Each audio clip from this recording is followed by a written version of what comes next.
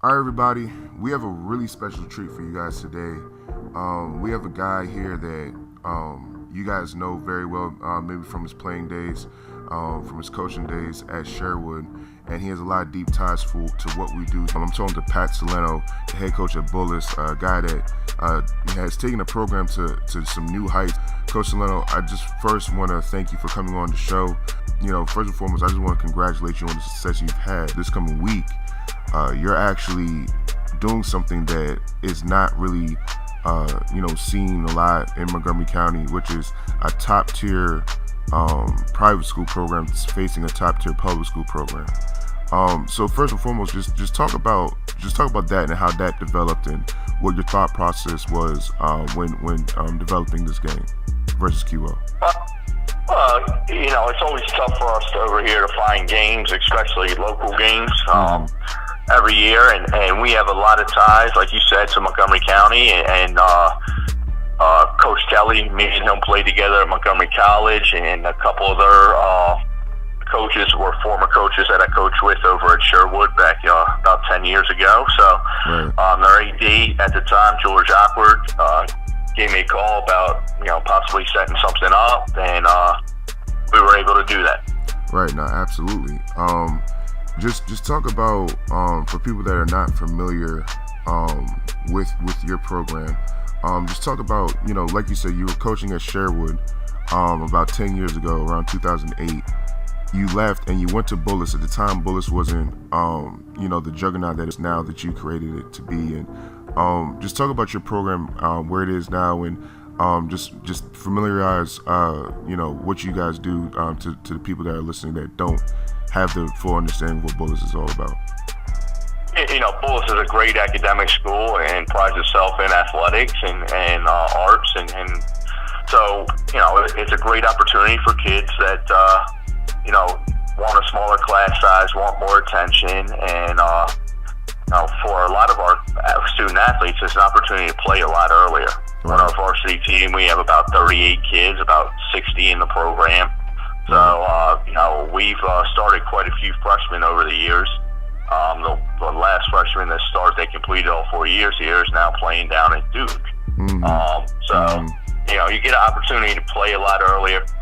We have quite a few sophomores that start for us, and we've been able to develop them because they get a lot more attention and get to see the field a lot earlier. So it's really been a great opportunity for me and my coaches to really dig in deep with the kids and really get to know them, so to speak, more than once I was at Sherwood with the 140 kids on the roster. Right. So it was a different opportunity, a great school, great place, great atmosphere. So, amazing job. Still love my public school. Still, won 2 state championships at Sherwood, one as a player, one as a coach. So, Montgomery County is always producing great players and great teams. Right, no, absolutely. And just to kind of piggyback off of that, I know for you, obviously, private schools recruit and they try to get kids into the program. And, while you've had a great success with guys that are outside of Montgomery County, like a Dwayne Haskins, for example, I know you kind of pride yourself on getting Montgomery County kids to come to your program, like Brown over at Penn State and others. Just talk about that and the kind of talent that you see, from Montgomery County that goes to private schools and also in the public school ranks. Right now we're at a phase where we don't really have to go out and recruit. Kids are seeking us.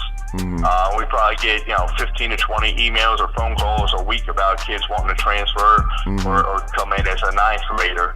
But that wasn't always the case. We had some great players coming through here. Cam Brown was one. Peter Anga. I think we got 7 kids playing in the Big Ten right now. 5 in the ACC and 7 in the Ivy League school. So it's a great opportunity for kids, that want to go on farther and want that, again, a small attention both in the classroom and in athletics. Right. No, absolutely. And the academic part of it, a lot of people don't really understand the kind of connections that you can gain from going to a Bullis. Just talk about some of the things that the environment academically, how that sets you up, going forward with your life. Again, you're going to be in a small class. The biggest class is 20. The average is 17. Mm-hmm. So the teachers really get to know you and your fellow classmates. And we've had a lot of notable alums, Seth Davis, Monique Curry. Mm-hmm. And you also have, people way up in the business world. So it's you can make some great connections, start internships faster.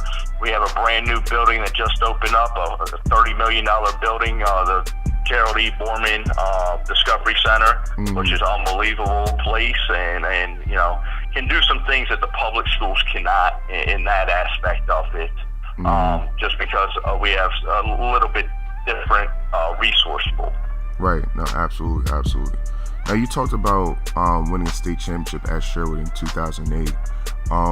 During that season, one of the biggest hurdles you guys had to overcome, obviously outside of the state championship versus Ligonor, was Quince Orchard.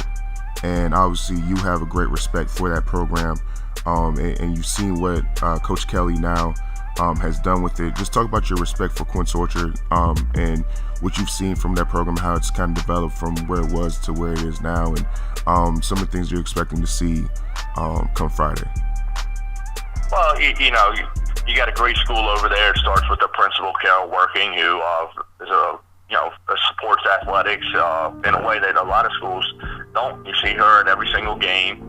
She's very involved with the students there, and it's a great atmosphere. Right. Probably one of the best atmospheres we play in all year. Right. And Coach Kelly's done an unbelievable job there, taking over for Coach McElraney and continuing the success. He has great coaches and great players. Right. No, absolutely. And do you think that, because obviously as fans of MOCO football and what we do, we love these kind of matchups. Do you think not only your school, but other top-tier private schools might look at Montgomery County schools as possible opponents down the line? Is that something that might be possible? I would love for it to be possible.